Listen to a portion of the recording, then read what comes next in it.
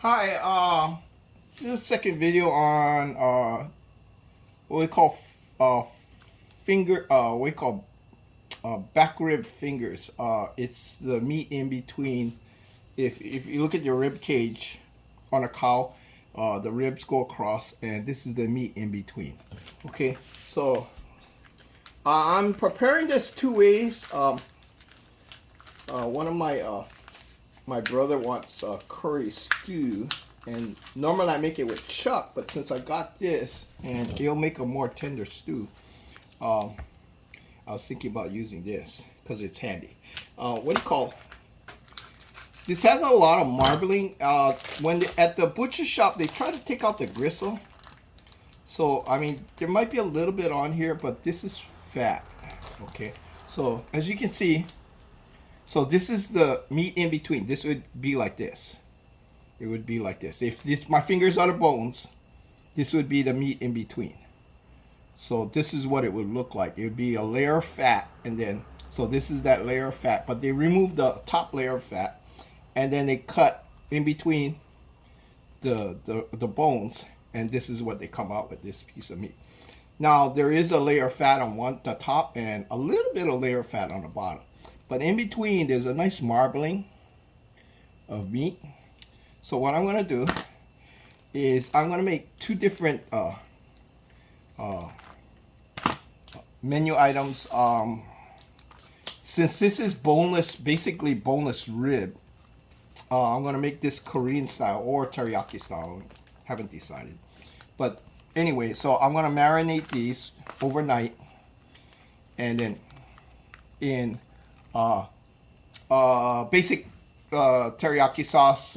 You can use soyu. You use 1 part soyu, 1 part water, 1 part soyu, 1 part water. Oh, 1 part sugar. So it's thirds, right? So 1 part sugar, 1 part water, 1 part soyu, and then you let it marinate. Now you can add other things like fresh ginger, garlic. If you add even more garlic, it turns that leans more to the Korean side. If you only add a little bit garlic and a lot more sugar, then that ends up being more the Japanese teriyaki side. So different flavors.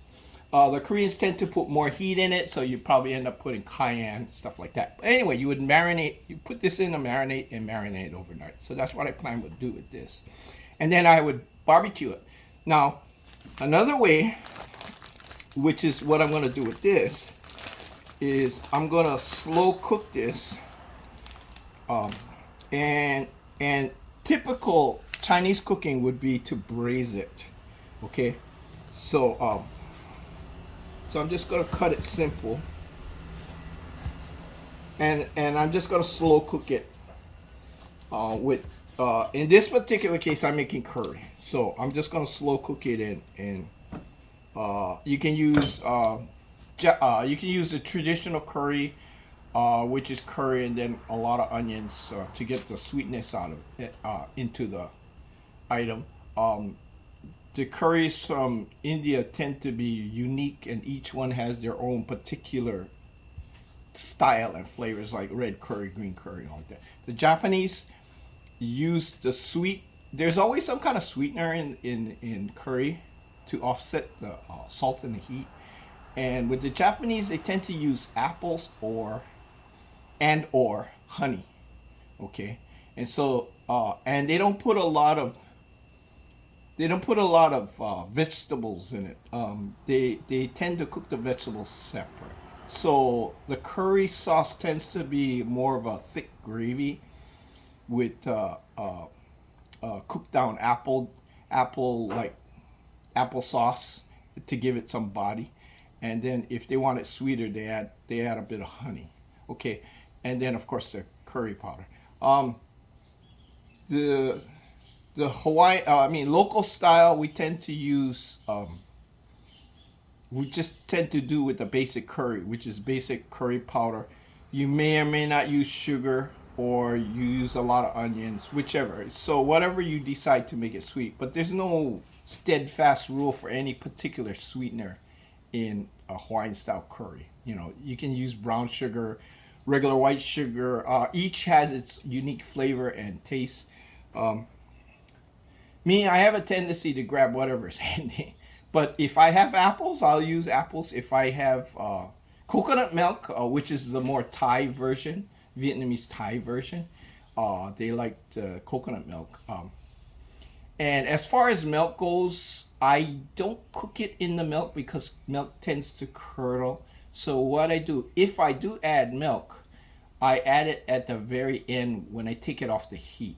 And then I just add a little bit of milk. Depends what you want, okay?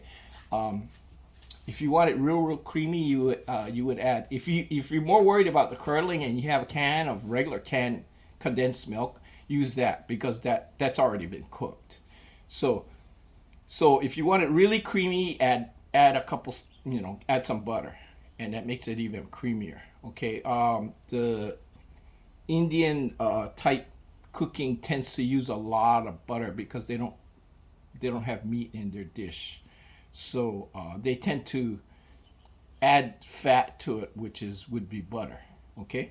So I got enough for my curry stew, and this would be for marinating. Okay, so if you're interested in recipe for curry, I have several videos for that. I have several quick methods of making barbecue, Korean style barbecue or teriyaki style barbecue with short ribs, the bone-in one. So you could use either that or you could just marinate it and cook it the same way. Okay, have fun, have a safe holiday.